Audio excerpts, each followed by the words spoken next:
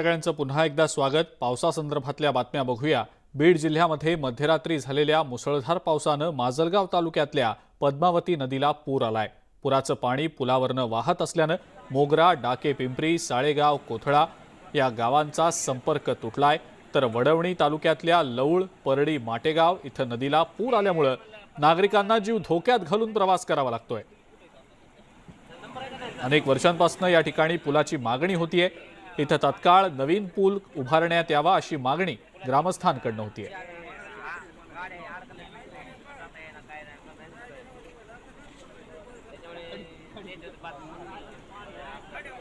माजलगाव तालुक्यातल्या पद्मावती नदीला पूर आलेला आहे।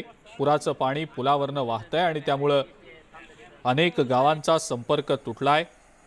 तर वडवणी तालुक्यातल्या परडी, माटेगाव, लौळ या ठिकाणी नदीला पूर आल्यामुळे नागरिकांना जीव धोक्यात घालून प्रवास करावा लागतोय।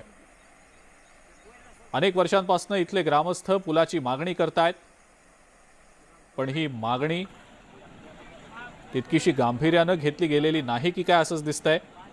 अधिक माहिती या संदर्भातली आपण जाणून घेणार आहोत। सुरेश जाधव आपले प्रतिनिधी आपल्या सोबत आहेत सध्या। सुरेश, माजलगाव आणि यासोबतच वडवणी या तालुक्यांमध्ये पावसाचा जोर जास्त दिसतोय, नद्यांना पूर स्थिती आहे आणि ग्रामस्थांना अनेक अडचणींचा सामना करावा लागतोय। सुरेश, काय सांगता येईल याबद्दल?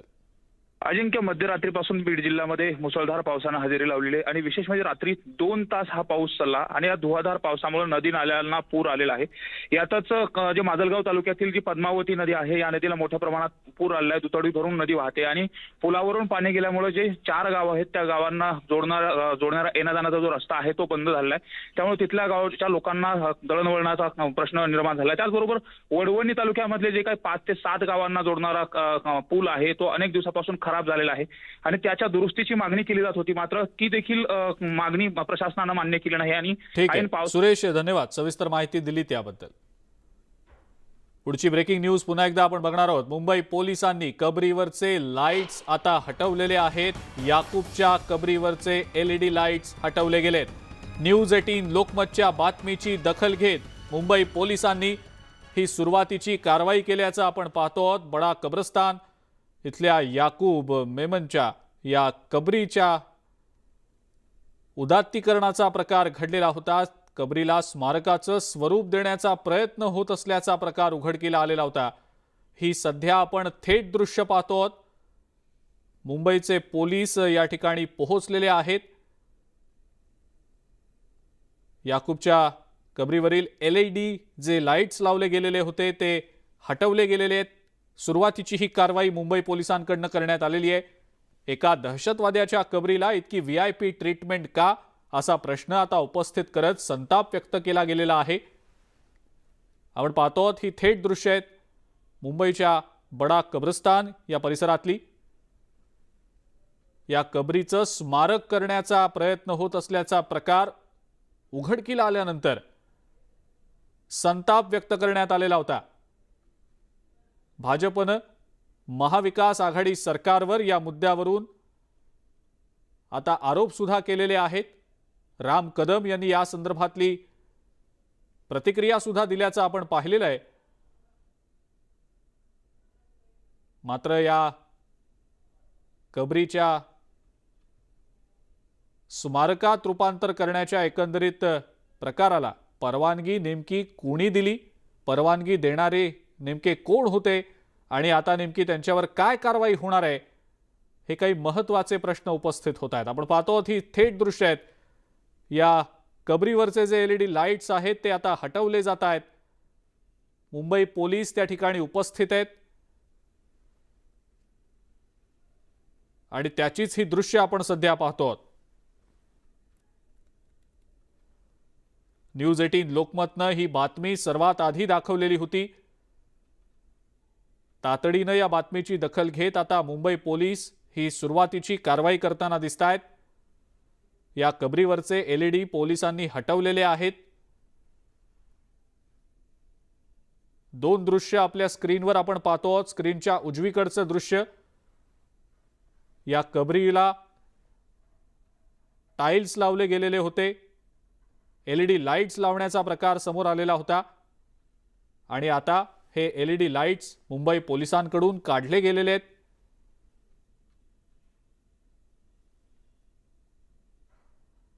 न्यूज 18 लोकमतवर या संदर्भातली बातमी दाखवली गेल्यानंतर तातडीनं हालचाल मुंबई पोलिसांनी केलेली आहे आणि हे LED लाईट्स जे या कबरीच्या भोवती लावण्यात आलेले होते ते आता पोलिसांनी हटवलेले आहेत।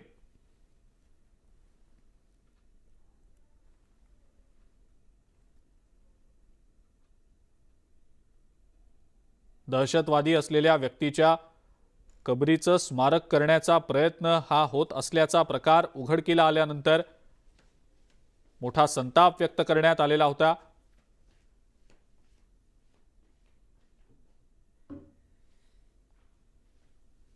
मुंबईतल्या बडा कब्रस्तान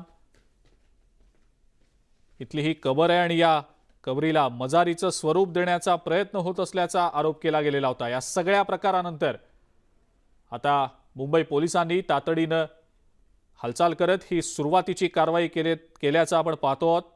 कबरीवरचे जे LED लाईट्स आहेत ते काढले गेलेले आहेत। एका दहशतवाद्याच्या कबरीला इतकी VIP ट्रीटमेंट का दिली जातीये असा सवाल भाजपकडून उपस्थित करण्यात आलेला होता।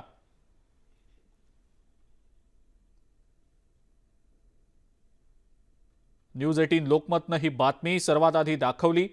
तातडीनं बातमीचा इम्पॅक्ट झाल्याचं आपण पाहतो आहोत। कबरीवरचे LED मुंबई पोलिसांनी हटवलेले आहेत आणि यापुढे नेमकी काय कारवाई मुंबई पोलीस करतात हे देखील पाहावं लागणार आहे।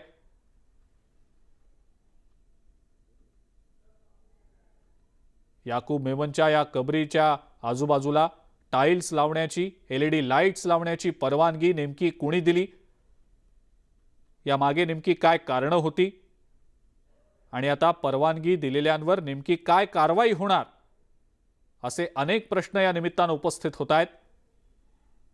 दहशतवाद्याच्या कबरीचं उदात्तीकरण करण्याचा प्रकार सुरू आहे की काय असा देखील संतप्त सवाल उपस्थित करण्यात आलेला होता।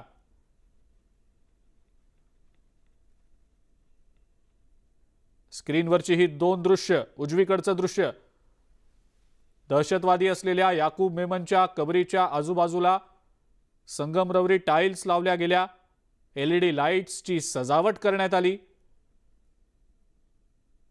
स्क्रीनच्या डावीकडचं दृश्य हे ताजं दृश्य। मुंबई पोलीस तातडीनं आता बडा कब्रस्तान या ठिकाणी जात जिथे ही कबर आहे याकूब मेमनची, दहशतवादी याकूब मेमनची, त्या ठिकाणी जे LED लाईट्स लावले गेले ते लाईट्स काढले जात असल्याची दृश्य।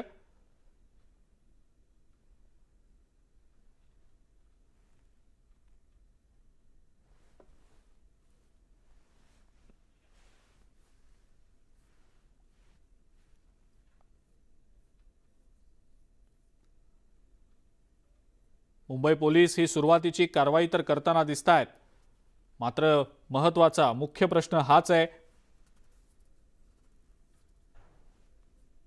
की ही जी कबरीच्या आजूबाजूला टाइल्स लावली गेलीत आणि त्यासोबतच LED लाईट्स लावली गेली, त्याला परवानगी नेमकी कशी मिळाली, कोणी दिली, या व्यक्ती नेमक्या कोण आहेत आणि त्यांच्यावर नेमकी काय कारवाई आता यापुढच्या काळात पोलीस करणार आहेत।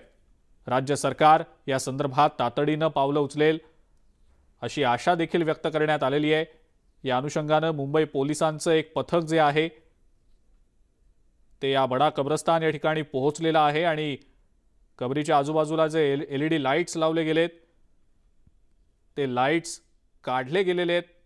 न्यूज 18 लोकमतनं या संदर्भातली बातमी सकाळी दाखवली। तातडीनं बातमीचा इम्पॅक्ट झाल्याचं आपण पाहतो आहोत।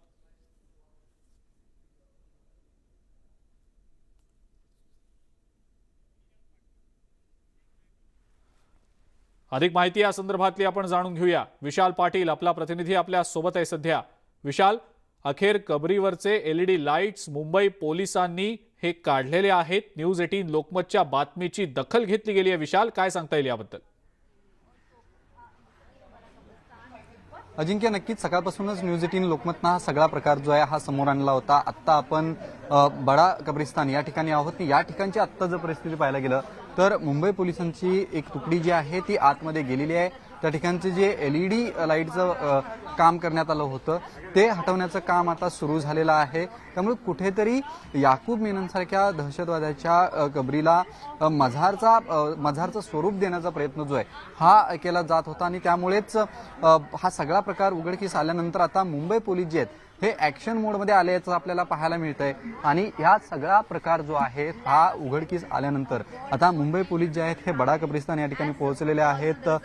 ज्या पद्धतीनं बडा कब्रिस्तान येथील केअरटेकरांनी असं सांगितलंय की आम्ही मस्जिदकडनं जी ट्रस्ट आहे या ट्रस्टकडनं हे काम करण्यात आलेलं नाही, तर याकूब मेनन परिवारांकडनं हे काम करण्यात आलेलं आहे। त्यांना फक्त आम्ही परवानगी दिली होती, जी परवानगी रितसर लागते।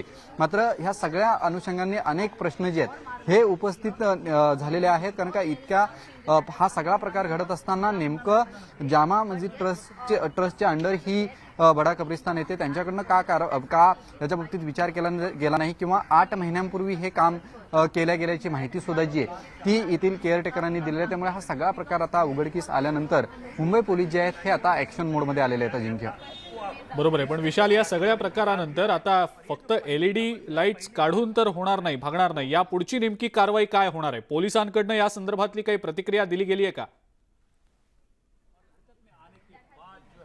अद्याप मुंबई पोलिसांकडनं याबाबत कुठचीही अधिकृत प्रतिक्रिया जी आहे ही आलेली नाहीये। मात्र ही जर कबर आपण पाहायला गेली तर पूर्वीचे फोटो आपण पाहिले तर एकदम साधी अशी कबर होती, मात्र आता जर पाहायला गेलं तर त्याच्यावरती मार्बल स्टाईल्स लावण्यात आलेल्या आहेत, LED लाईट लावण्यात आलेले आहेत। बरं विशाल, थांबवतोय तुला काही क्षणांसाठी। आपल्या सोबत सध्या भाजपचे नेते आमदार राम कदम आहेत फोन लाईनवरनं।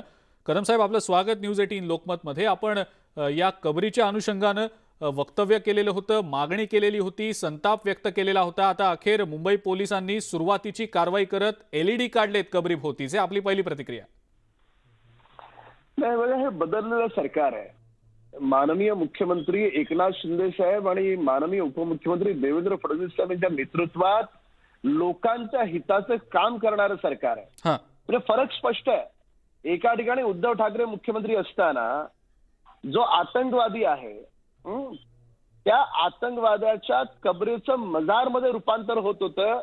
उद्धव ठाकरे शांत, शरद पवार शांत, राहुल गांधी शांत, यांचं समर्थन त्या सगळ्या गोष्टींना होतं का? आतंकवादी जो मुंबईत येतो, बॉम्बस्फोट करतो, पाकिस्तानच्या इशाऱ्यावर इथल्या हजारो लोकांना ठार मारतो, त्याचं तुम्ही महिमामंडन कराल, त्याचे तुम्ही गोडवे घाल? रातोरात तिथे मार्बल येते, LED लावले जातात, पहारा बसवला जातो, काय होते त्या काळचे मुख्यमंत्री? हे संतापजनक आहे। जर समजा एखादा शहीद जो देशासाठी त्याने प्राण गमावलेत त्याची जर कबर असती आणि त्याच्या कबरीचं जर मजारमध्ये रूपांतर होत असतं, देशानं स्वागत केलं असतं, संपूर्ण देशानं सलाम केला असता, नतमस्तक झाला असता संपूर्ण देश त्या शहीदापुढे। या देशात शहीदांचा सन्मान होऊ शकतो, आतंकवाद्यांचा कधीच नाही। न्यायपालिका त्याला शिक्षा सुनावते आणि त्या काळचे मुख्यमंत्री उद्धव ठाकरेची काही कारवाई करत नाहीत। म्हणजे स्वर्गीय बाळासाहेब ठाकरेंची विचारधारा त्यांनी त्याग केला हे देशानं पाहिलं, पण या कुकर्माला साथ देणाऱ्यांनी समोर येऊन या देशाची माफी मागितली पाहिजे। ही मागणी एक पक्ष म्हणून नाही, एक भारतीय देशाचा नागरिक म्हणून 135 कोटी जनतेची मागणी आहे। बरं कदम साहेब, आता सुरुवातीच्या कारवाईला तर पोलिसांनी सुरुवात केली आहे, मात्र आणखी काय नेमकी कारवाई व्हावी असं आपल्याला वाटतं? कारवाईचं स्वरूप नेमकं कसं असावं असं वाटतं? हे बघा, हे बदललेलं सरकार आहे आणि या बदललेल्या सरकारमध्ये कधीही कुठल्या आतंकवाद्याचा जय जयकार होऊ शकत नाही। इथे शहीदांचा जय जयकार होईल, इथे राष्ट्रभक्तांचा जय जयकार होईल। जो या देशाचा शत्रू आहे त्याचा जय जयकार या महाराष्ट्राच्या भूमीत, छत्रपती शिवरायांच्या भूमीत कुणीही सहन करणार नाही। आणि हे बदललेलं सरकार जी जनाची इच्छा आहे त्याप्रमाणे कारवाई करेल। बरं कदम साहेब,